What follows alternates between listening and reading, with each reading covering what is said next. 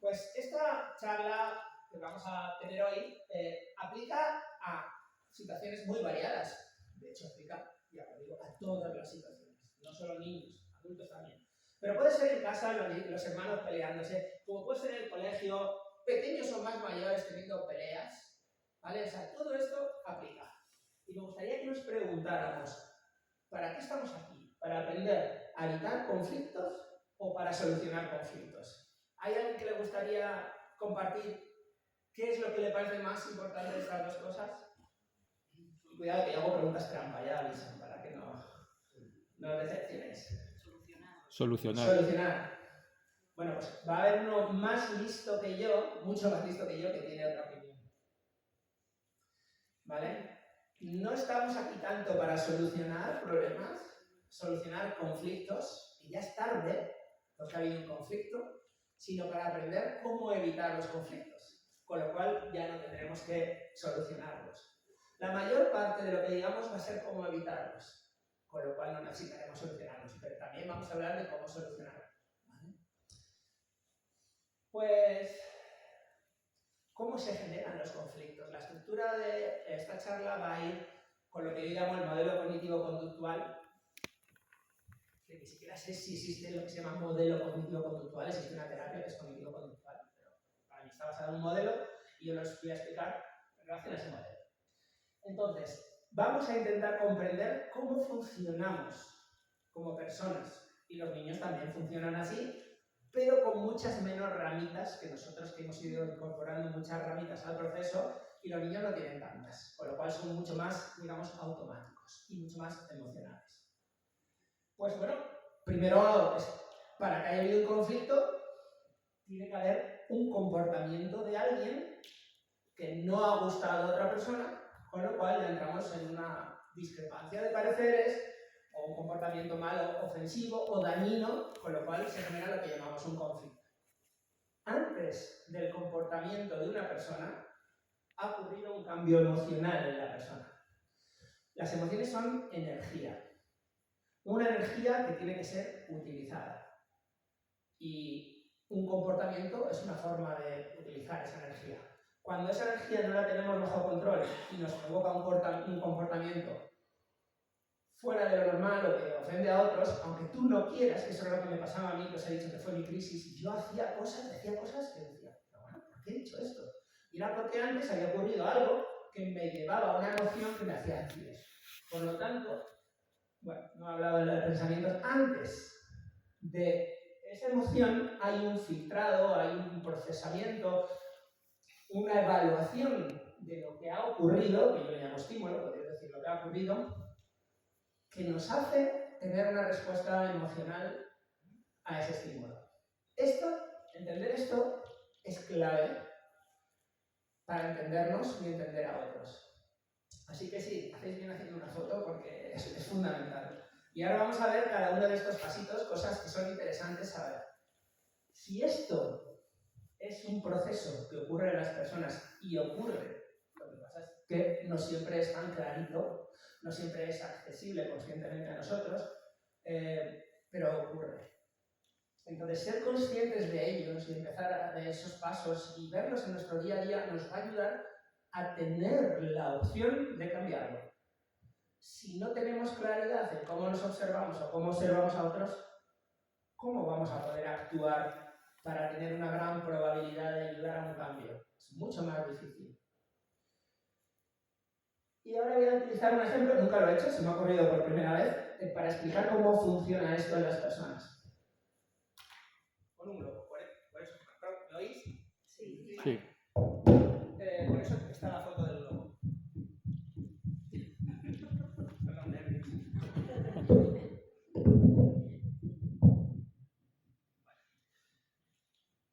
Como os he dicho, las emociones son una energía. Y lo que voy a hacer es una analogía para intentar demostrar este proceso. Imaginaros que ocurre algo que no os ha gustado. Y ahora os voy a poner a vosotros mismos como ejemplo.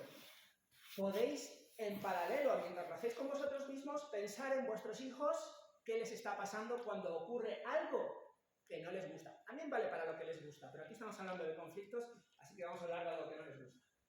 Un estímulo.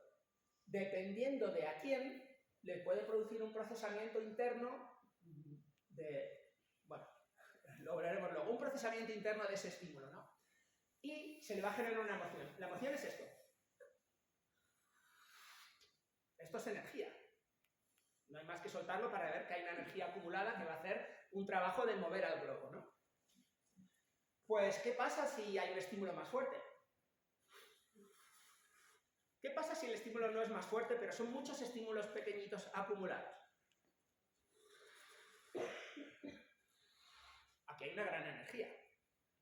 Mucha energía. Imaginaros esta energía que no se ve y es lo malo, por lo que no conseguimos entender esto. Es porque no entendemos que las emociones son energías, ni siquiera somos capaces de percibirlas claramente en nuestro interior, en nuestra mente o en nuestro cuerpo, ¿no? Pero imaginaros qué pasa si la energía se va acumulando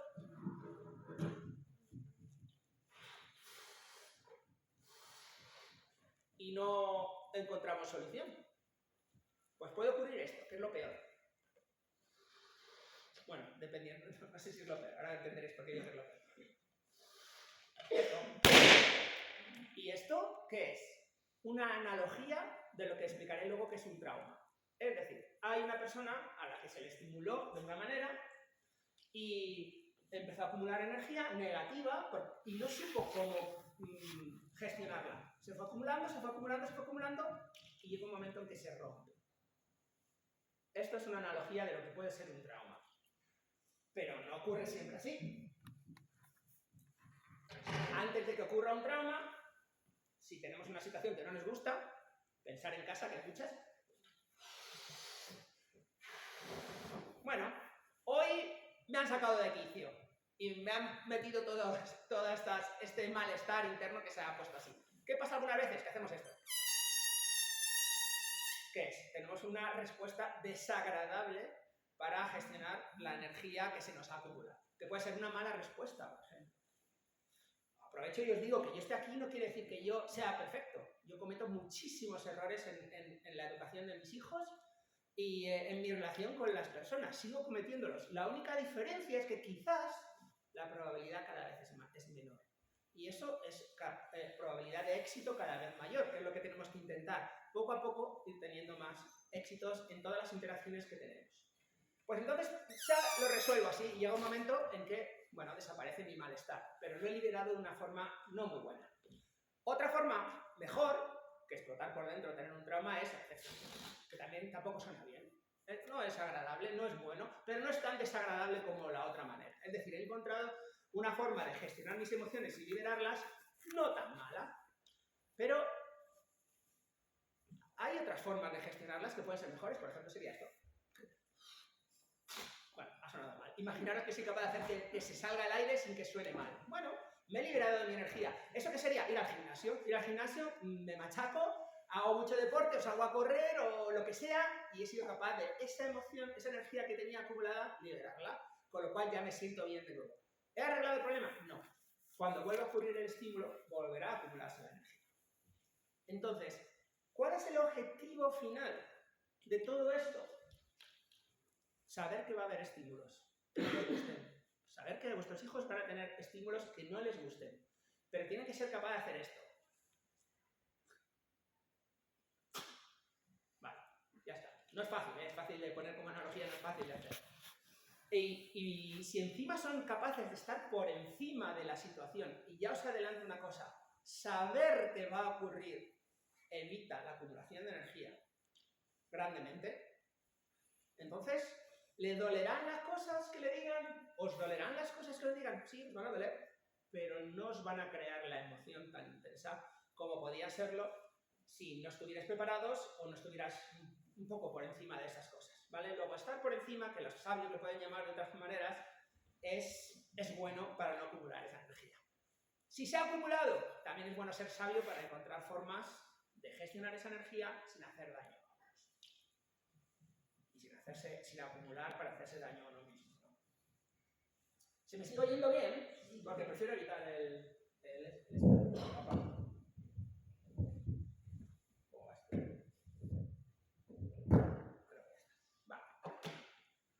Bueno, pues esta es la estructura, el esqueleto de todo lo que vamos a hablar, ¿vale? Así que un estímulo que interpretamos, no tiene por qué ser negativo, como malo, ¿de acuerdo a qué? A nuestra forma de pensar, las convicciones, que decía Bea antes, nos genera una emoción que, como es una energía, sí o sí es una energía que se ha liberado dentro, tiene que ser liberada fuera. ¿Cómo? Con un comportamiento. Y si ese comportamiento no es sabio, generará un conflicto. Yo creo que es fácil de entender. Veremos que la parte difícil de entender es... Anda, voy a aprovechar que tengo el láser. ¿Dónde estaba el láser? No me acuerdo. Así. La parte difícil, más difícil de entender es esta, pero la más importante es esta. O la que da más recursos. Bueno, veremos. Pues ahora no funciona esto. Lo mismo son las pilas. ¿Alguien tiene pilas? Pequeñajas.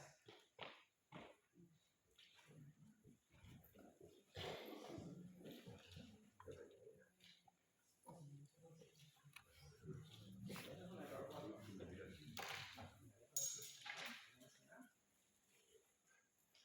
Es un conflicto.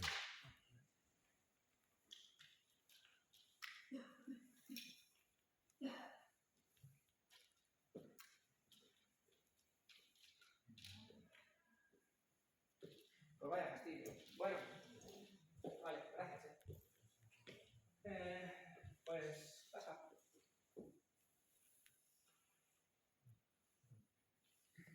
Vale, pues vamos a ir uno a uno con el esqueleto de la presentación, viendo cosas de cada uno. Lo que yo creo que a priori es más útil saber. Pues pasa, por favor. Pues si quieres, yo le doy desde aquí, también estoy acostumbrado. Sí, yo creo que pasa mejor, ¿eh? ¿Sí? Sí, sí, porque... Sin problema. Lo único que podemos estar un poco. ¿Y esto puede mover un poco? Sí, parece calma. Ah, sí, está cerca ahora, sí funciona. Mira, era la lejanía.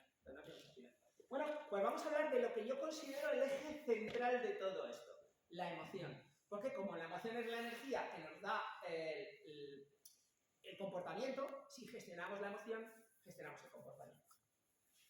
Pues, primero que hay que entender, ¿qué es lo que genera nuestras emociones? He puesto mi nombre ahí porque esto es una cosa que he desarrollado yo, me he basado en otros psicólogos para hacerlo, pero es una explicación que yo doy a las cosas, que a mí me gusta y creo que es útil, entonces pongo mi nombre porque no es de otros psicólogos. ¿Qué creéis? Si queréis podéis ir leyendo lo que pone ahí, que es la causa y responsable absoluto o absoluta de nuestras emociones.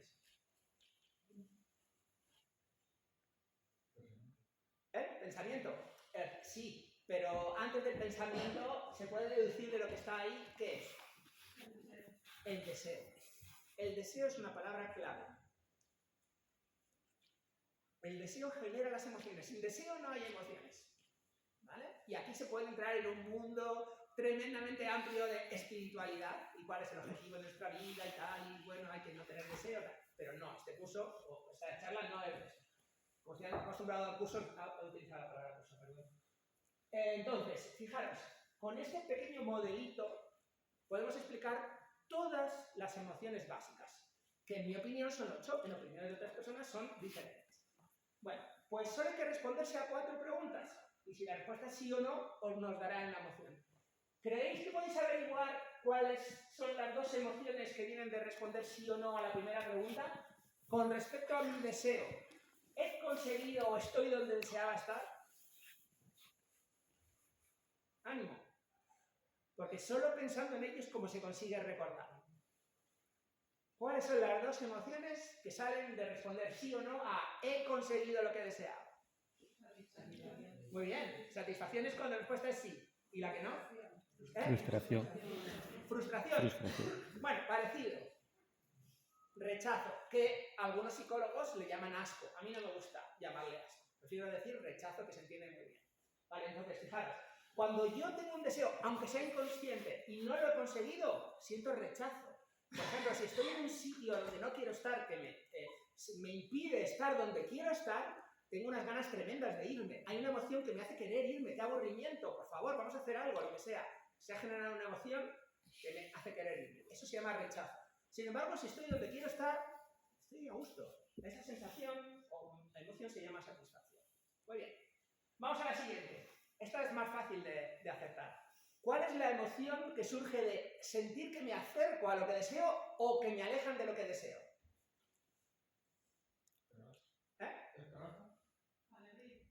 Alegría es la emoción que sale de sentir que me acerco a lo que deseo. No tenéis más que mirar a vuestros hijos cómo reaccionan cuando hay una noticia buena.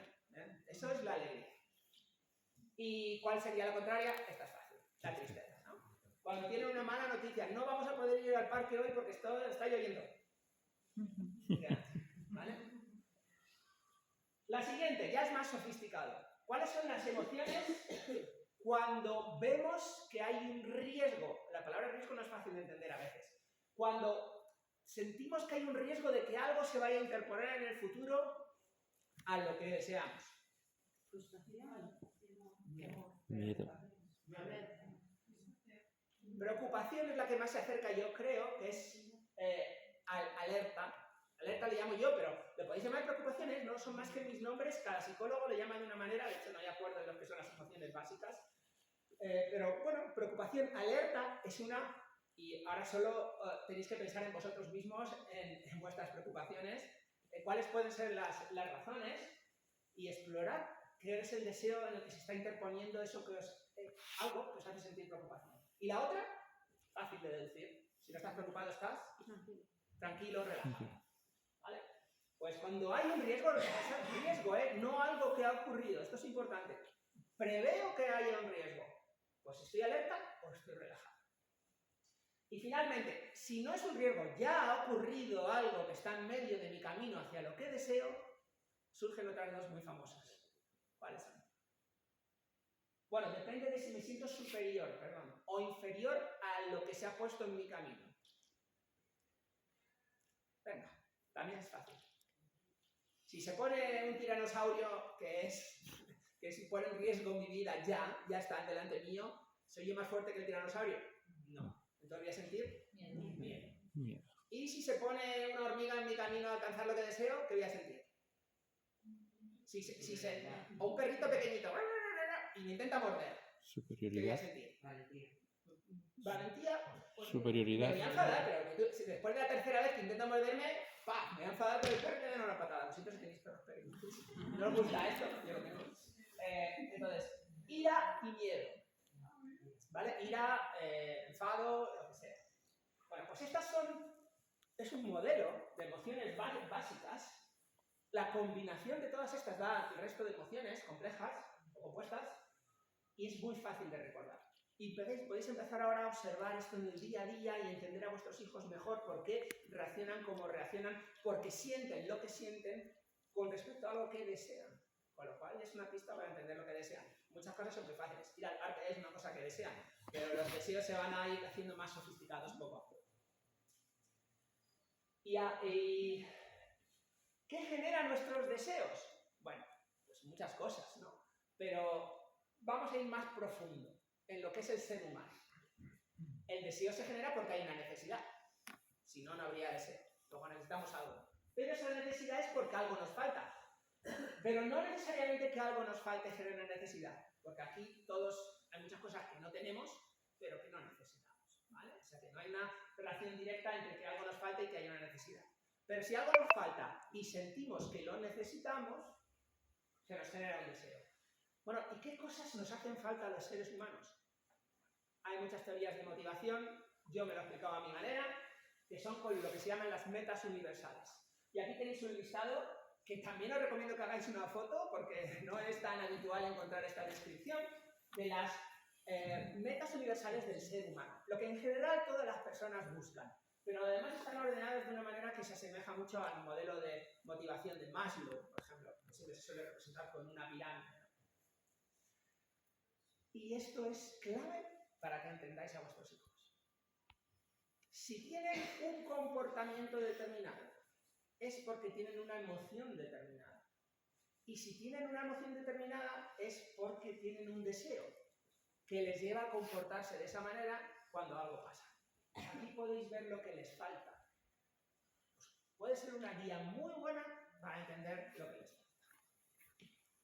son muy comunes a la mayor parte de las personas. Por ejemplo, el reconocimiento, sensación de triunfo es típica. Quieren ser los mejores en todo. El mejor de la clase, el mejor del colegio, el que gana cada una de las carreras o cada una de las competiciones. ¿Por qué? Necesitan sentir el triunfo. Y ya os digo que eso no pasa solo a los niños, nos pasa a todos. Yo jugaba mucho al pádel. Ganar un partido genera una sensación buenísima. Perderlo genera una sensación mala. Se te pasa muy rápido.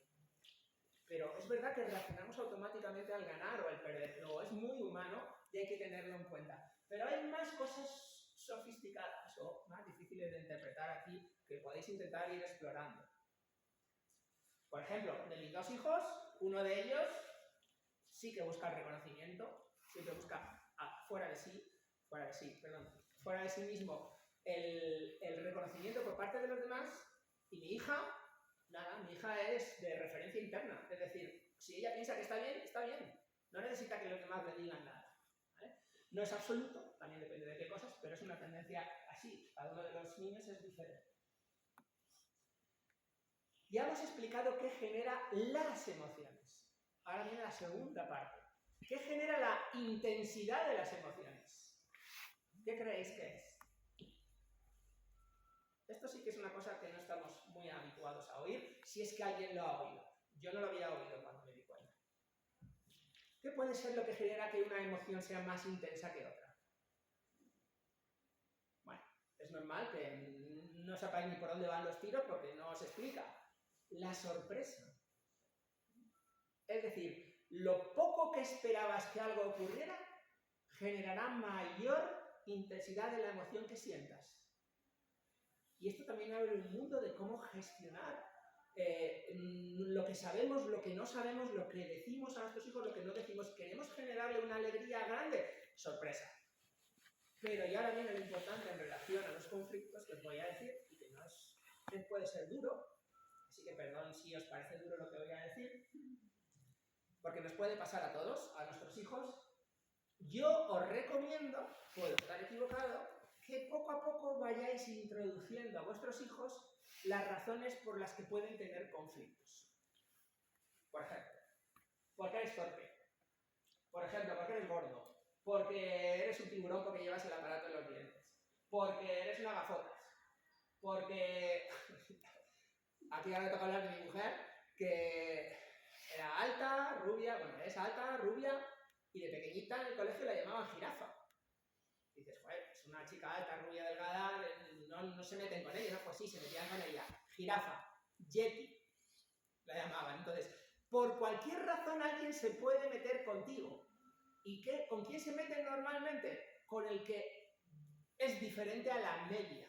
Pero es que todos somos diferentes a la media en una cosa u otra. En este caso este niño porque era altísimo, ¿vale? O por lo que sea, o que eres feo, A mí conmigo se metían de pequeño porque era gordo y gafotas. Bueno, pues me tocó pasar por ahí. Entonces, lo que os estoy diciendo es, id preparando, pensad en lo que vuestros hijos puedan ser considerado diferente por la media, para ir introduciendo poco a poco avisos de, bueno, quizá algún día se pueda meter contigo por esto, por lo otro, por lo demás allá. Bueno, cuando ocurre, no te preocupes. Es normal, a todos, y una cosa que encanta a las personas cuando hay gente que viene a una consulta es que le normalices las cosas. No es que les encante, es que naturalmente les hace sentirse mejor. A mí me pasaba, contar esas historias, no mintáis, contar historias reales que se hayan pasado a vosotros. Hijo, conmigo se metían porque era el más bajito y el más gordito de la clase. Yo crecí a los 17 años. Fijaros, entre 17 y 18 años me convertí de ser el más bajito y gordito al más alto de la clase. ¿Vale? Yo estaba acostumbrado a que se metieran conmigo por una cosa o por la otra. Entonces, a mí nunca me avisaron de que estas cosas podían pasar. Entonces, yo os recomiendo, y puedo estar equivocado, que vayáis introduciendo a lo largo de los años y de las circunstancias avisos de que tarde o temprano, no lo digáis así, decidlo de otra manera, alguien se puede meter con ellos por cualquier característica que tengan, física o mental o psicológica. ¿Por qué? Porque eso evitará la sorpresa. No el dolor, pero sí la intensidad del dolor. Y eso es muchísimo, porque como hemos visto antes con el globo, la acumulación de emoción, energía, puede producir una rotura por dentro, lo que se llama un trauma. Entonces, si cada vez que nos soplan, pues se libera en el momento, o a los 10 minutos, o a la hora, no se va acumulando esa energía y no acabará produciendo un trauma. Porque los traumas veremos que se pueden causar de dos maneras. O empollón, eres un empollón. Lo que sea. Por la raza. Aquí en el colegio tenemos gente de todas las razas. Pues entonces llegará un momento en que todos definéis por la raza. ¿Por qué? Porque la mayor parte son de una y hay 2 o 3 que son de otra. Pues por la raza también. Y eso puede ser muy doloroso. Así que yo, si fuera el padre, si fuera el padre de un niño que tiene unas características diferentes a la media y que todos tenemos características a la media, iría avisando para que cuando llegue el momento en que se metan con él, que se van a meter. ¿Por qué se van a meter? Porque cuando alguien te hace daño te dan ganas de devolver el daño. Es automático y natural. Y solo si nos han entrenado a no hacerlo, lo evitamos. Yo, con mi edad, con mi experiencia, si alguien me hace daño, me dan ganas de devolvérselo. Solo porque estoy entrenado, sé que no debo hacerlo y tengo mis medidas para no hacerlo y mis salidas para no hacerlo. Pero automáticamente me genera esa sensación. ¿Vale?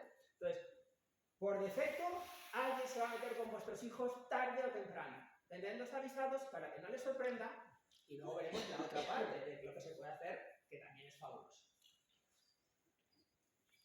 Y aquí es otro ejemplo, esto sí que es de un psicólogo, de por qué ocurren estas cosas. Porque las personas estamos como programadas para adoptar roles. Un ejemplo de roles podrían ser los arquetipos de Jung, pero es mucho más sofisticado, inconsciente colectivo, varios deben entender, yo no estoy seguro de que lo entienda de todo, pero este sí es fácil de entender, este modelito. Dice que en muchas ocasiones, no es obligatorio, las personas, sobre todo los que no están entrenados, los niños, que los pobres no están entrenados a nada de esto, adoptan roles. El de la izquierda arriba, el perseguidor, llámale matón, abusón. Pues hay niños que automáticamente van a incorporar este rol. ¿Este rol en qué consiste? En que no valoran a los demás y buscan valorarse a sí mismo abusando de los demás. Porque les falta algo, si no les falta algo no lo harían. Algo les falta y es lo que tenemos que descubrir cuando esto ocurre. ¿Vale? Pero, y esto es muy interesante, si no hay víctima no hay perseguidor. Es como que se necesitan mutuamente. Y esto es un concepto que puede no gustar. Si alguien se está metiendo contigo, es porque tú, de alguna manera, estás ayudando a que se meta contigo. ¿Cómo puedes decir eso, Luis? Sí.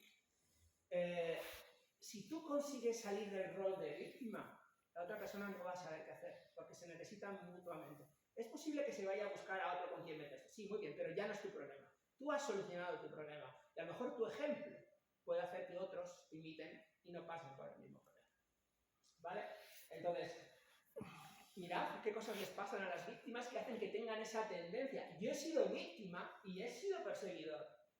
De hecho, fue cuando tuve la crisis y dije, ostras, ¿cómo me estoy comportando? Y mira cómo reacciono cuando pasa esto. Y yo no quería que eso fuera así. Con el tiempo aprendes, y lo importante de esto es que no tienes por qué tener el rol. Aunque sean, yo le llamo huecos que ocupamos. Hay un hueco ahí, pues viene y alguien lo ocupa. Y se empieza a comportar de acuerdo a las expectativas de ese hueco, ese rol. Pero no hay por qué ocupar el hueco está ahí, yo si no quiero no lo ocupo. ¿Vale? Y luego también puede haber un salvador, que también tiene sus motivos para ser salvador, que no necesariamente son heroicos. ¿Vale?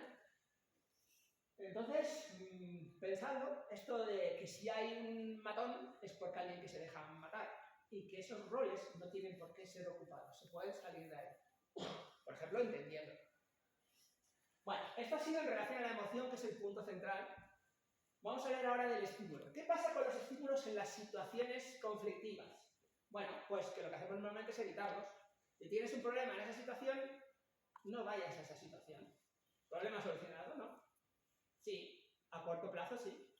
Pero es que la vida te va a poner esas situaciones más a menudo. No solo esta vez.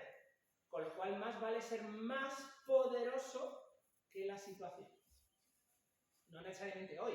Hoy no tengo fuerzas para vencer esto. No pasa nada, no pasa nada. Esto es un cambio a medio plazo. Vamos a ver qué tenemos que hacer para poco a poco irnos haciendo más fuertes para que un día llegue el momento en que ya no haya problema. Os cuento mi caso. Ya os he dicho que conmigo se metían muchísimo. Había un compañero del colegio, y ahora lo digo con risa porque es así, se metía muchísimo conmigo. Y recuerdo un día que estoy cambiando de clase en clase y desde lejos me dice, tú, idiota, no sé qué, es cuánto le dije. No sé qué pasó, dije, ¿qué pasa? Nunca más. Nunca más me dijo nada. Entonces, hasta Hasta entonces no había sido capaz de enfrentar la situación, pero llegó un momento en que sí fui capaz. Y hace poco, bueno, como podéis ver por su reacción, no estaba esperando que alguien, el víctima, le plantara cara. Luego que pelear ni nada, simplemente le pregunté, ¿qué está pasando? ¿Qué tienes que decir? Nada, nunca más. Y hace 2 años nos encontramos en la típica reunión de los 2000 años que salimos del colegio y le dije, ya, tú conmigo te metías un montón en el colegio. Y me dice, es que era gilipollas. O sea, él era consciente de que no se comportaba bien, pero no podía evitarlo. Ocupó el rol y hacía lo que hacía el rol. Y yo ocupaba el rol de víctima. Nadie me entrenó que hay una diferencia entre ser bueno y dejar que se aprovechen de ti. Es una distinción muy importante. Tienen que entrenar a ser buenos y cuando llegue el momento parar a quien se está aprovechando de ti de una manera u otra. Bueno, entonces, esta puede ser una representación. No me separo de mi madre porque yo tengo miedo a todo. Bueno, pues no, este no tiene que ser nuestro rol como padres. Nuestro rol tiene que ser algo como esto. Vamos a hacer cosas poquito a poco, cada vez más riesgosas, como caminar por el tren, por supuesto. No se trata de un tren en el que estás esperando que en 30 segundos venga el tren, no. Se trata de ir probando cosas cada vez más difíciles, retos. Por ejemplo, hay algunas civilizaciones que lo que tienen son los rituales de convertirse en hombre. Te ponen una estación muy chunga, y si la superas, pones su nombre y si no te mueres. No sé, la verdad es que no soy experto en esos temas, pero fijaros que hay una sabiduría en las civilizaciones en las que hay que hacer cosas para crecer como personas y pasar a otra etapa. Entonces, cuidado con sobreproteger a los niños, porque si les sobreprotegemos no se enfrentan a situaciones cada vez más difíciles, poco a poco, podéis ir diseñando esas situaciones. Aquí en el colegio, en mi opinión, lo hacen muy bien mandando a los niños no me sale ahora el nombre. Les mandan 3 o 4 días a un sitio. Eso para una niña es una tragedia. Y cuando ya lo han hecho, ya no es una tragedia. Otra cosa que hace muy bien, y perdón, parece que estoy aquí peloteando, pero no, es que lo pienso de verdad, es cuando salen aquí. Yo me acuerdo que la primera vez que hablé en público en el colegio, mi colegio era bastante bueno, fue a los 17 años que nos hicieron preparar un tema para contarlo a la clase. Acojonados. A los 17 años. Y aquí están los niños bailando y cantando delante de todo el mundo con 5 años. 4. ¿Vale? Entonces, estas situaciones medidas poco a poco son buenísimas para que los niños crezcan en la palabra clave, en la actitud clave. ¿Cuál creéis que es la palabra clave que se genera? La actitud clave en los niños que hacen estas cosas y no ¿eh? Confianza. Confianza. Una vez escuché una definición de confianza que me encantó. Os la voy a contar, pero me gustaría saber qué opináis de lo que es la confianza. ¿Cómo la sentís? ¿Qué creéis que es? Ese es un sinónimo de confianza, pero como una definición más que un sinónimo. Satisfacción, confort. Una definición, esos serían análogos sinónimos. Una definición. ¿Perdón? Tranquilidad ante los retos, me encanta eso. La definición que hoy era, para generar confianza, esto no es una definición, pero te voy a complicar más. Para generar confianza, uno no tiene que saberlo todo, estar entrenado en todo para que cualquier situación que pase sepa cómo salir. No, eso no es la confianza. Eso de hecho es un agobio. Confianza es decir, no sé lo que me va a traer la vida, no sé lo que me va a pasar. Lo que sí sé es que cuando me pase, encontraré los recursos que necesito para solucionarlo. ¡Wow! Es que ni siquiera sé qué recursos voy a necesitar, pero sé que cuando me ocurra, ya inventaré algo que me permita salir de la situación. Porque no podemos saberlo todo, ni sabemos las cosas que van a ocurrir. Pues fijaros qué importante es que una persona vaya por la vida sin miedo a lo que pueda ocurrir, porque independientemente de lo que pueda ocurrir, diré, pues ya veré qué hago. ¿Vale? No hay que llevar los extremos, no se trata de estar loco y haciendo tonterías, porque no. Todo con equilibrio, ¿no? Pues, observad el nivel de confianza que tienen vuestros hijos y ver cómo lo podéis ir desarrollándolo, atreviéndose a hacer cosas cada vez más difíciles, o que para ellos sean un reto, porque para uno es una cosa un reto y para el otro es otra diferente. Bueno, los pensamientos, que como he dicho es la parte más difícil, porque es todos los procesamientos que tenemos dentro que nos llevan a actuar de una manera u otra en función del estímulo. Y aquí es donde viene la palabra que ha dicho Bea, convicciones, que también se pueden llamar creencias, aquello en lo que crees, tus valores. Y hay gente que les llama, para que veáis lo poderoso que es, les llaman mandatos. A tus creencias les llaman mandatos. Es decir, algo que te obliga a comportarte de una forma en función de una cosa que ocurre. Mandatos, o sea, tienes mandatos internos. Yo le llamo creencias. Bueno, ¿qué es bueno para ir gestionando los pensamientos que puedan tener nuestros hijos o cualquier persona a nuestro alrededor que esté siendo perjudicada por un estímulo? Bueno, lo más importante es darse cuenta. La conciencia es curativa de por sí sola. Lo que pasa es que dependiendo de la creencia que tengas o la situación que se te genere, la toma de conciencia por sí misma no basta. Puede llevar toda la vida a cambiar eso que te hace daño, ¿no? Entonces, cuando ya es algo que te hace sufrir, ya pasamos al mundo de la terapia, hay metodologías muy potentes para cambiar procesos emocionales dolorosos. Lo importante es que los niños se den cuenta por sí mismos. ¿Cómo consigo que un niño se dé cuenta por sí mismo? A ver, un ejemplo.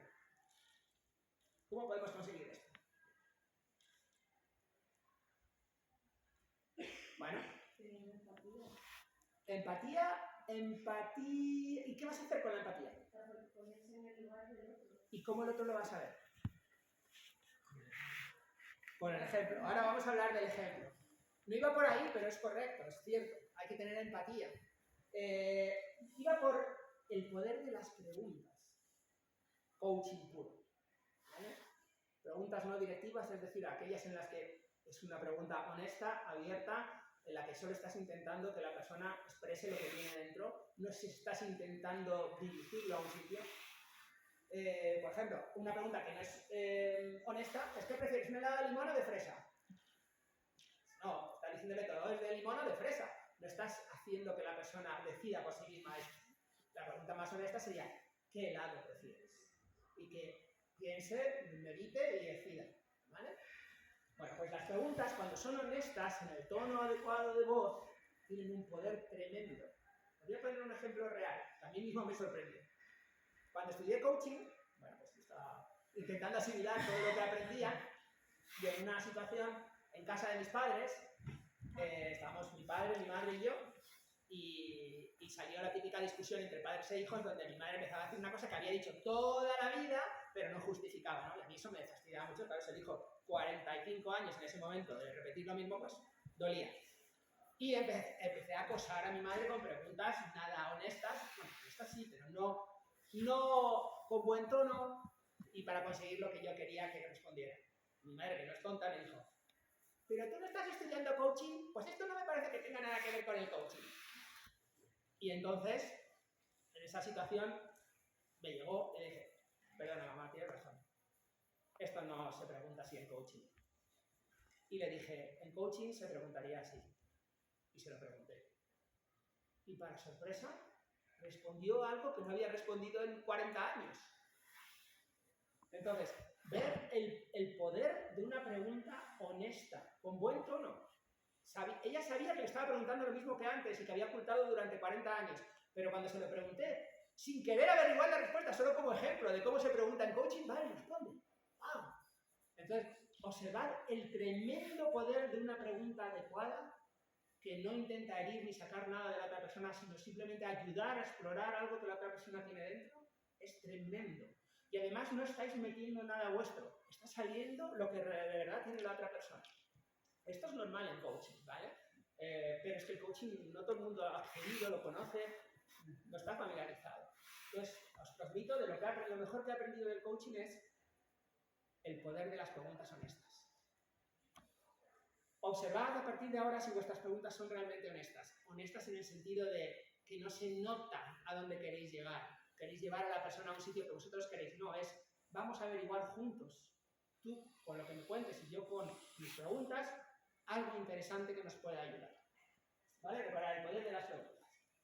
Abiertas. Las preguntas abiertas son aquellas en las que se explora, no en las que le dices, ¿quién es tu jugador favorito? ¿Cristiano Ronaldo o Messi? Bueno, uno de los dos. No, es ¿quién es tu jugador favorito? A lo mejor es Pepito del Getafe, no sé, ¿vale?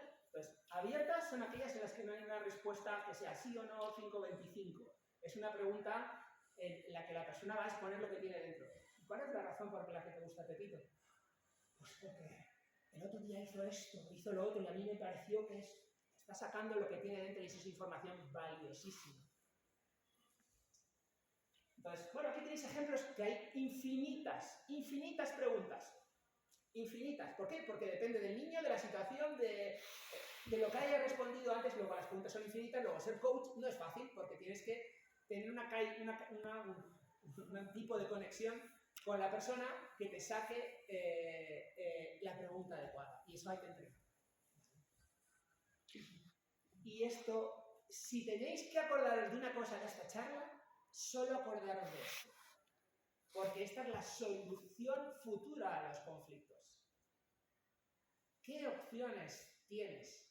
¿Qué opciones tenías? ¿Qué podrías haber hecho diferente? Por supuesto, bueno, yo utilizo esta pregunta muchas veces en muchas situaciones y la gente me mira y dice, ¿qué dices? Es que es una pregunta rara. Pero cuando ven que la haces de verdad, con honestidad, que no estás intentando ir a ningún sitio raro, sino estás realmente preguntándole, ¿no supiste hacer esto en tal momento? ¿Cómo podrías haberlo hecho? ¿Cómo lo vas a hacer en el futuro? Ya empiezan a sacar ideas. Y esas ideas son los caminos que en el futuro, cuando haya un conflicto, van a salir automáticamente evitando el conflicto. ¿Suena bonito? ¿Suena fácil? No es tan fácil, hay que entrenarlo, porque que a alguien se le ocurra racionalmente una opción diferente para un conflicto no quiere decir que en el momento en que ocurra va a tener éxito. Pero es que este es un camino a medio plazo, no es un camino a corto plazo. Entonces, las opciones, si las han generado ellos mismos, no tú, aumentan la probabilidad de que cuando llegue el momento, en vez de hacer así, hagan. Y conflicto evitado. ¿Vale? Y si ha ocurrido el conflicto, dentro del conflicto, ¿qué puedes hacer? Insultar, pegar, preguntar. Oye, ¿por qué te estás metiendo conmigo? No, pero eres idiota, ¿por qué te metes conmigo? No, eso no es positivo, no ayuda, pero, oye, me sorprende que te metas conmigo, ¿cuál es la razón? Wow, eso tiene un poder disruptivo de la situación tremendo. Y la otra persona va a hacer, no va a saber qué hacer. O se va a enfadar mucho y te va a intentar pegar. Muy bien, pero eso es un avance. Eso es un avance, aunque no lo parezca. ¿Vale? La otra persona ya se va a empezar a plantear cosas que a lo mejor contigo no funciona, tú no eres una víctima, pero es una persona que está fuera del rol de víctima y pregunta, oye, ¿a qué viene a meterse conmigo? Wow. Una persona que es capaz de responder así en una situación difícil es mucho nivel. Bueno, pues estas preguntas, y la persona cuando le preguntéis a vuestros hijos se van a quedar así, porque no entienden. Pero si llegáis a conectar con la verdad de la pregunta, van a empezar a generar opciones. Y te van a decir, oye, pues la verdad es que podía haberlo hecho así o tal, bueno, depende de la edad, ¿no? Y esas cosas que ellos mismos se dan cuenta son caminos que se abrirán en el futuro, medio plazo. Y cuando esto está en relación a la honestidad de las preguntas, en las conversaciones que tengáis con vuestros hijos, recordad esto. La gente, bueno, vuestros hijos van a olvidar lo que les dijiste. Van a olvidar lo que hiciste, pero nunca van a olvidar cómo les hiciste sentir con lo que dijiste o con lo que hiciste. Eso es lo que van a recordar, la emoción. Por lo tanto, a partir de ahora, pensad muchísimo en el efecto que tiene lo que decís y lo que hacéis. Y ya os digo, vais a fallar, vais a fallar, vais a fallar, vais a fallar, vais a fallar, vais a fallar. Y como todos, lo importante es que nos demos cuenta de cuando fallamos para decir qué hemos hecho mal, qué podemos hacer diferente la próxima vez. ¿Cómo puedo decírselo? En vez de decirle lo que tiene que hacer, le podría haber hecho una pregunta, ¿qué es lo mejor que podrías hacer? ¡Wow! Vaya diferencia en el impacto. ¿Vale? Aquí tenéis unos ejemplos de lo que se llama la comunicación, que es un mundo infinito, porque todas las habilidades interpersonales son, al fin y al cabo, un tipo de comunicación. Palabras que os recomiendo que intentéis evitar. Pero, ¿por qué el pero es malo? ¿Por qué no, relativamente malo? A ver, ¿cuál es la razón por la que el pero es una palabra a evitar? O a usar sabiamente. Crea dudas, condiciona, ¿qué? Eso es que lo estás excusando. estás excusando. Depende de la palabra, de la frase, pero el pero anula todo lo anterior. Conscientemente tú sabes que han dicho algo, pero le quitas importancia. No es lo mismo decir cuánto te has esforzado, pero has suspendido, que has suspendido, pero cuánto te has esforzado. No es lo mismo. El mensaje que se queda es cuánto te has esforzado en el segundo y lo primero es has suspendido. ¿Vale? Entonces, observar a partir de ahora cómo usáis el pero, porque eso es lo que va a hacer que la persona se quede con una emoción u otra. De nuevo, este es un mundo a explorar, a fallar, y empezar poco a poco a acertar en los peros. ¿Cuándo pongo el pero o qué pongo delante o detrás de los peros? Sí, pero. Sí, pero es el ejemplo de que no estás haciendo la habilidad más importante de todas, que es la de escuchar. Si no te está hablando, dices, sí, pero, y ahora hablo yo. Eso anula, la otra persona siente que no la has escuchado. Y eso con los niños duele. He asistido recientemente aquí, en el colegio, una charla entre una madre y un niño que en mi opinión no era la más adecuada porque no le dejaba hablar al niño. ¿Vale? O sea, el niño no podía expresar lo que sentía. Y eso todos los hemos hecho alguna vez y lo vamos a seguir haciendo. Lo importante es que lo hagamos cada vez menos. Recordad, vamos a fallar. No pasa nada. Aprendamos que vamos a fallar y dejemos al otro hablar. No tengamos el sí pero. Escucho de verdad. Esa es la otra habilidad de coaching. Escuchar de verdad. Vale. Otro error que cometemos muchísimo. Hay que. ¿Por qué? Porque las personas tenemos una resistencia automática al imperativo. No nos gusta que nos ordenen. Pero es que es muy fácil decir las cosas sin el tienes que y el hay que. Pues el hay que 2 veces. ¿Vale? Es con preguntas. Si tú crees que tiene que hacer algo, entonces, ¿me puedes comentar qué cosas crees que son buenas de lo que has hecho y qué cosas son malas? En el fondo, tú no le estás diciendo lo que tiene que hacer, pero le estás haciendo reflexionar acerca de lo que es correcto o no y que tome una decisión por sí mismo. Es verdad que como padre no puedes dejarle a su libre albedrío que tome las decisiones que quiera, pero sí que puedes conducir un poquito hacia donde quieres que vaya. Eso no sería coaching, eso sería coaching directivo. Y poco a poco vas a conseguir que reflexionen por sí mismos y averigüen cosas y se dirija su comportamiento a sitios que son mejores que por los que iba antes. ¿Y el por qué? El por qué es una pregunta mala. Es una pregunta mala porque cierra. ¿Y por qué has hecho esto? Y genera una sensación de ¿qué tengo que decir que guste? No. Las preguntas buenas no empiezan con un por qué. Empiezan con otras palabras. ¿Cómo? ¿Cuál es la razón por la que ocurrió esto? Es decir, poco a poco, y fallamos todos, intentad dejar de utilizar el por qué, porque hace sentir acusación o ataque. Sin embargo, hay muchas formas de preguntar. Las habilidades más importantes para mí son 2, por encima de todas las demás, que son la capacidad de escuchar y la asertividad. Luego veremos qué es la asertividad. Pero la capacidad de escuchar, si lo entiende todo el mundo, es realmente ponerse a disposición del otro y querer entender lo que quiere decir el otro. Para entender esto nos ayuda la diferencia entre diálogo y debate. Un debate es una conversación entre dos en las que quieren ganar. Eso no tiene que ser las charlas con nuestros hijos. Es un diálogo. Y un diálogo es una charla en la que estás dispuesto a reconocer que estás equivocado. Porque la otra persona te diga algo que, ostras, no había de esto. Y cuando eso ocurre hay que estar preparado para decir, perdón. El otro día en el coche íbamos escuchando la canción de Alaska Dinarama de 1000 campanas. Qué difícil es pedir perdón. Y me dice mi hijo, ¿por qué dice que es difícil pedir perdón? Y digo, porque muchas veces el orgullo, que es una emoción, no nos deja reconocer delante del otro que nos hemos equivocado con respecto a esa persona. Ah, vale. Y justo esa tarde aquí, en el hall del colegio, se enfadó Paula con ellos porque estaban tirándose, corriendo con su grupo de amigos después de atletismo. Y le dije, bueno, pídele perdón a Paula. No quiso. Y al día siguiente se lo dije otra vez, no quiso. Y ahí comprendió qué difícil es pedir perdón, ¿vale? Sea la razón que sea, miedo, vergüenza, orgullo, ¿vale? Entonces, eso a los adultos también nos pasa. Cuando tenemos un conflicto, nos cuesta pedir perdón. A mí me cuesta a veces pedir perdón a mi hijo, pero lo hago. Porque es mi obligación educarle a que incorpore un comportamiento bueno, aunque a veces me duela, pues si él va a pensar, pues le voy a perder el respeto a mi padre, porque fíjate cómo se equivoca. No ha ocurrido hasta ahora. Y ya ha pedido perdón muchas veces. Ha ocurrido lo contrario. Que mi hijo, cuando decimos que algo no está bien, dice, perdón.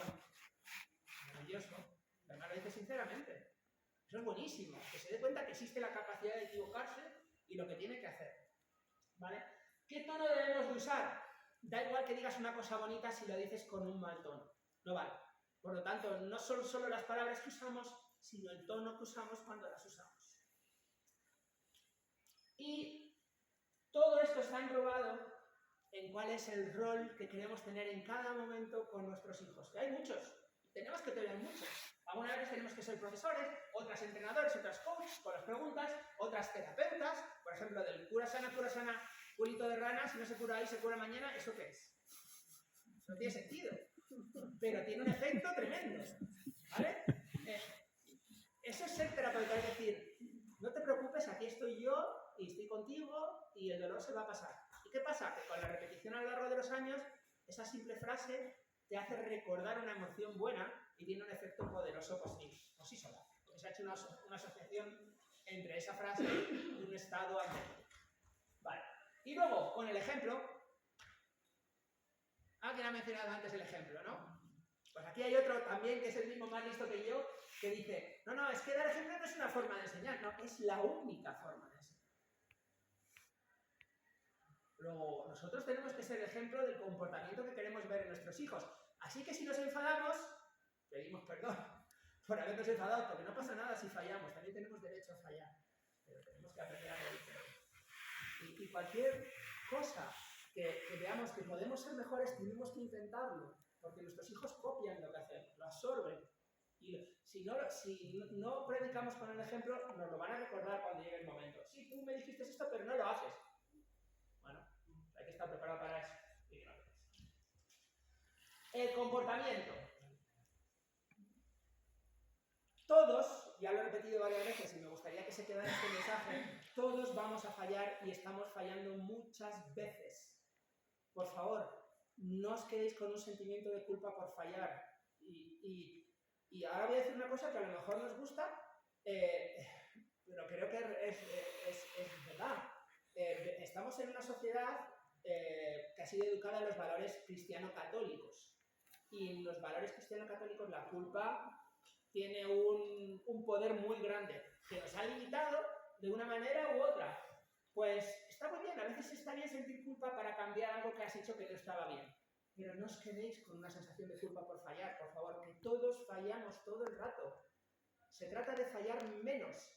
Entonces, cuando vuestros hijos fallen, decídselo. Hijo, has fallado, bueno, vas a fallar muchas veces más. A mí lo que me importa es que esto, ¿qué podrías hacer diferente? Vas juntando todas las cosas que estamos viendo. ¿Qué podrías hacer diferente? Y has pedido perdón. Y poco a poco una cultura en la que acepte el fallo, sepa que tiene que pedir perdón, sepa que hay opciones, sepa que están a su disposición las opciones que las ha inventado él o ella, con tus preguntas, para que en el futuro vaya por otro camino. Y a lo mejor no lo conseguís a la primera, ni a la segunda, ni a la tercera, pero recordad, esto es a medio plazo, no a corto plazo. Tenemos muchos años para educar a nuestros hijos, o ayudarles a que crezcan, si nos gusta la palabra educar. Y esto es una cosa que yo utilizo mucho, porque yo creo mucho en el poder de las palabras, y es verdad, no he sabido hacerlo mejor. De momento. Es decir, no conviertas el error en parte de ti, es una parte de lo que haces, no de lo que eres. Y si se quedan con esa idea, bueno, sí, fallé, pero de momento, a lo mejor mañana no fallo. Y ahora se quedan con la sensación de que fallan, sino de que han fallado. Y puede ser diferente. Utilizo el de momento muchísimo. El otro día le dice mi hijo a mi hija, sí, Alma, no te preocupes, has fallado, pero de momento, yo creo que él todavía no ha asimilado bien del todo lo que implica, ¿no? Pero ya lo usa. Y si lo usa, lo seguirá usando. Y llegará un día en que diga, ¿por qué estoy diciendo esto? ¿Y qué valor tiene? y ese día habrá crecido un montón, ¿vale? Porque se dará cuenta de que uno falla, pero deja de fallar. Y el conflicto en sí. Lo más importante del conflicto, que nuestro objetivo es evitarlo, solucionarlo, ocurrirá cuando tengamos más opciones, más confianza, más desarrollo. Lo que me da miedo es el trauma, ¿vale? Es lo único que me preocupa. Todos vamos a tener conflictos y vamos a sufrir. Pero ¿qué es un trauma? Me gustaría que lo entendierais porque no se reconoce, no se sabe y hay solución. Un trauma es algo que te ha marcado. Eso sí lo entendemos. Algo que te ha marcado es algo que en el futuro te va a hacer responder de una forma diferente. Pero ¿cómo es un trauma? Te hace responder de manera emocionalmente exagerada. Es decir, si te hacen así, a mí me hacen así, digo, muy bien. Pero es que hay gente que le hacen así. Eso es un mini trauma. Llamémosle mini trauma, ¿vale? Porque no es para algo importante. Todos tenemos mini traumas, todos. Todos nosotros tenemos mini traumas. El problema son los traumas gordos. Es decir, todos tenemos miedos. Todos nos cuesta hacer cosas que a otras personas no les cuesta hacer. Y dice, ¿por qué te hago? Por ejemplo, yo estoy aquí, y estoy tan contento, yo me lo paso bien, pero te diría, no salgo ahí ni loco. Exponerme así, no me estoy exponiendo a nada, os estoy contando cosas. ¿Vale? Entonces, todos tenemos nuestros propios mini traumas. Trauma es algo mucho más gordo, es algo que te impide hacer algo normal por pan. ¿Y cómo se generan los traumas? Y aquí es donde quiero que prestéis atención, porque os va a ayudar a detectarlo y a evitarlo. Un trauma ocurre porque alguien interpreta algo que está ocurriendo o ha ocurrido como negativo. Si lo interpretas como positivo no hay problema, fabuloso, ¿vale? Algo negativo, esta parte es fácil. Esto ya no es tan fácil. Si creéis en lo que os he contado antes de que la sorpresa es lo que hace que sea la emoción más intensa, si el globo me lo hinchan en un segundo, ¡wow! Es un montón de energía que puede hacer que sea incontrolable y explotar por dentro. Un trauma se ha generado. Pero no solo las cosas inesperadas que ocurren de repente crean los traumas. Las cosas malas que ocurren durante mucho tiempo, y esto es importante, y no vemos salida, es lo que va haciendo. Bueno, hay una mala noticia, no me gusta lo que está pasando. Sí, pero es que va a seguir pasando. ¿Qué hago? Pues no sé qué hacer, nadie me ayuda. Y va a seguir así, ¿qué puedo hacer? Así, sí, está, se va acumulando y explota por dentro. Ahí se ha creado un trauma, ¿vale?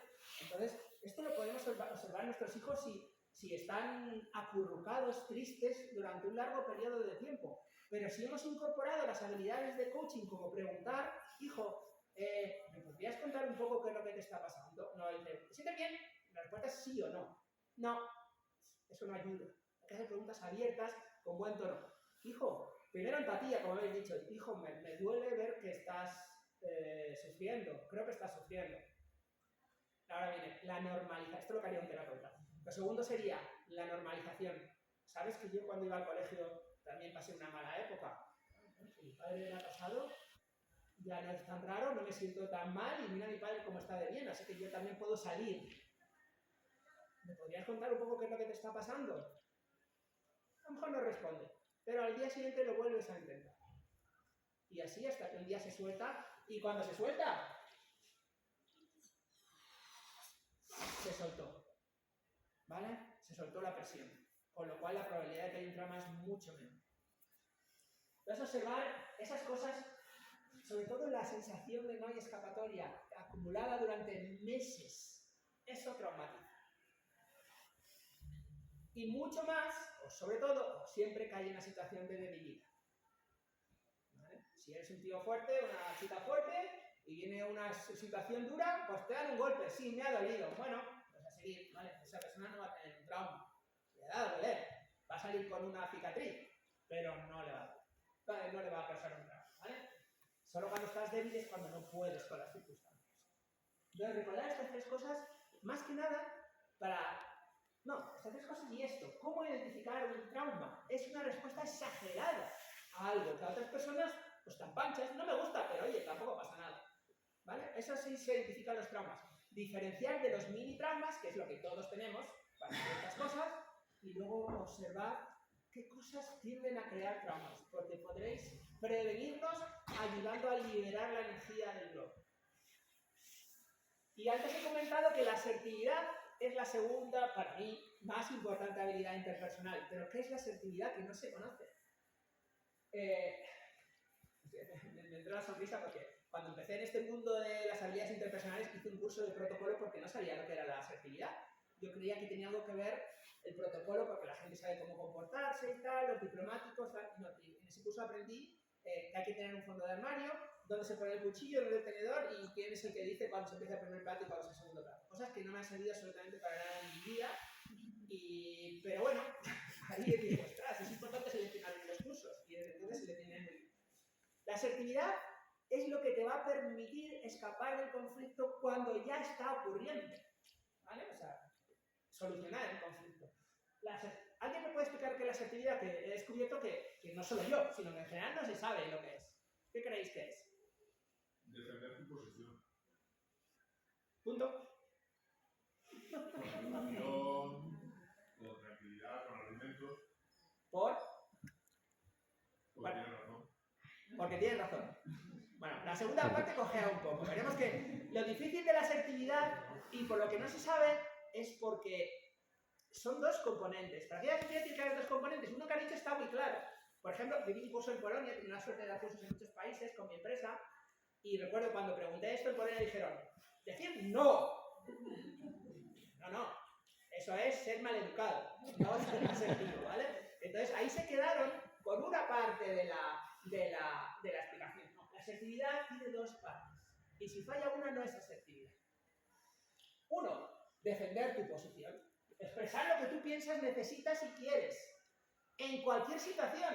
Cuando estás delante de los jefes gordos, en una reunión, también hay que hacerlo. Si es que quieres ser asertivo y que seas escuchado, ¿vale? Pero aquí viene la segunda parte. Teniendo en cuenta a la otra persona. Porque si eres asertivo y dices, ¡no! ¡Que no! Bueno, la otra persona dice, no te iba a pedir que me dejaras, yo qué sé, una cosa normal, ¿no? ¿Vale? Entonces, la otra persona en ese intercambio de pareceres no tiene que salir herida. Tiene que ser escuchada, tener su opinión. Una cosa que suele ocurrir es que la gente cree que porque eres asertivo vas a... No. Asertivo te sirve para una cosa muy importante. Que es para esto. Expreso mi opinión. Ya no se me acumula el odio a mis jefes, la rabia por la situación. ¿Por qué? Porque he tenido la oportunidad de expresarlo. Estoy hablando ahora porque sois adultos, en el trabajo, pues estas cosas nos pasan, ¿no? Los niños igual. Lo que pasa es que nosotros deberíamos tener muchas más habilidades interpersonales para expresar las cosas sin herir a otros. Yo era un desastre en esto. Un desastre. No soy tan malo como antes, soy un poco mejor. Pero, por ejemplo, mi mujer, desde que la conozco, es alucinante en esta habilidad de decir las cosas sin herir a los otros. Y ella no ha estudiado nada de habilidades interpersonales, ningún máster, nada. O sea, le sale por dentro. La razón que sea, probablemente la educación que le han dado le ha ayudado a ser así. Yo he necesitado aprender mucho para incorporarlo. Y aún así, a veces, coge. ¿Vale? Entonces, recordad, ¿por qué esto es tan útil? Porque si tú escuchas, primero la habilidad más importante es escuchar, y después eres capaz de expresar lo que sientes, y si encima lo haces sin herir al otro, el otro va a decir, esta es una persona con la que merece la pena hablar, nos vamos a entender, vamos a colaborar, vamos a construir, la próxima vez que me pida algo la voy a escuchar con mucha más atención, por si acaso tiene razón, porque no es una persona que me ha intentado contraatacar a herir, no. ¿Vale? Y a los niños les va a pasar igual, si tú cuando hablas con ellos no le obligas, va a decir, bueno, con mi madre, con mi padre se puede hablar y quizá esta vez no ha salido con la mía, pero la próxima vez intentaré dar buenos argumentos, bla, bla, bla. Entonces no se va a sentir agobiado. Bueno, entonces estamos viendo todos los problemas que hay, hay muchos conflictos, hay muchas razones para tener conflictos, entonces ¿cómo escapamos de aquí? Ya lo hemos mencionado, ¿cuál es la palabra que nos va a permitir salir de aquí? Está muy interesante, pero es que sale los niños. Vale. Gracias. Pero antes de iros, ¿cuál es la palabra que nos va a permitir salir de aquí? La confianza. ¿Vale? La confianza es lo que nos va a permitir salir del mundo de las emociones, de estar atrapado en el rol, en lo que sea. Por eso he insistido tanto en que ayudéis a los hijos a enfrentarse a situaciones que les hagan ser más fuertes cada vez para que sean capaces de resistir situaciones más difíciles. ¿Habrá situaciones peores de su fuerza? Sí, todos. Pero cada vez serán menos situaciones las que nos impidan progresar. Entonces, no está el slide, que es lo que he puesto ya antes, es solo para que os deis cuenta, meditéis, que la confianza va a evitar una gran intensidad de estas emociones. Y todas pueden ser malas en exceso, hasta la alegría, la euforia es muy molesta. Y te puede llevar a hacer tonterías, que es el exceso de alegría, ¿vale? Entonces, con confianza uno matiza todas las emociones. Es una explicación de por qué es tan buena la confianza. Te mantiene en el mundo emocional pequeño y en el mundo racional adecuado. Con lo cual tienes todos tus recursos para enfrentar las situaciones. Confianza, confianza, confianza, confianza. Entonces, una forma de desarrollar la confianza en nuestros hijos es a través del éxito. Bueno, y por eso está también que participen en muchos deportes. ¿Tienen que ser los mejores? No. Tienen que ver cómo crecen, cómo se hacen cada vez más fuertes, incorporan más habilidades, cada vez lo hacen mejor y dicen, mamá, hoy he aprendido a hacer esto, papá, hoy he... Son felices. No necesitan haber ganado a todo el mundo, solo necesitan ser mejores cada día en su percepción. Pero, y otra cosa que me gustaría recomendaros es que entreguéis confianza. Esto ya no es tan fácil. Es decir, si queréis ganaros la confianza, entregad confianza primero. Y lo que pasa es que nos da miedo.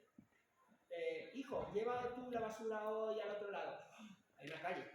Si la veis en un coche y le pilla, no, tarde o temprano vais a tener que entregar confianza. Y cuando entreguéis confianza, recibiréis confianza. ¿Vale? Dar responsabilidades en casa.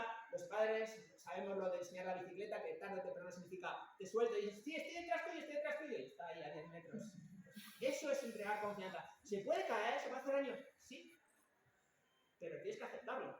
Si no, no crecen y no ganan confianza y no aprenden. Por ejemplo, la bicicleta es buenísimo. En los exámenes igual, hijo, ¿vas bien preparado? Sí, papá. Y tú sabes que no va bien preparado. Bueno, pues, vale, hijo, confío en ti. Un 4 al día siguiente. Bueno, ¿qué has aprendido de todo esto? Ahí vienen las preguntas. ¿Y qué puedes hacer mejor la próxima vez?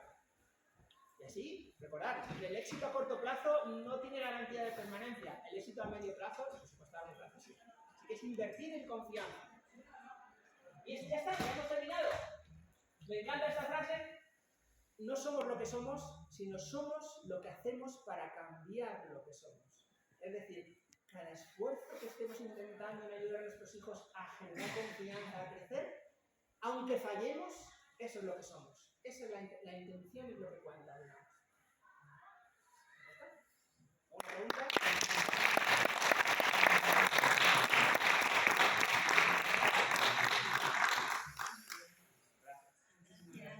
Bueno, a mí me veréis por aquí muchas veces cuando vengo a traer o a recoger a mis hijos. Si alguien quiere charlar del tema, hacer preguntas, yo encantado, me encanta el tema, como veis. Muy bien. Gracias. Muchísimas.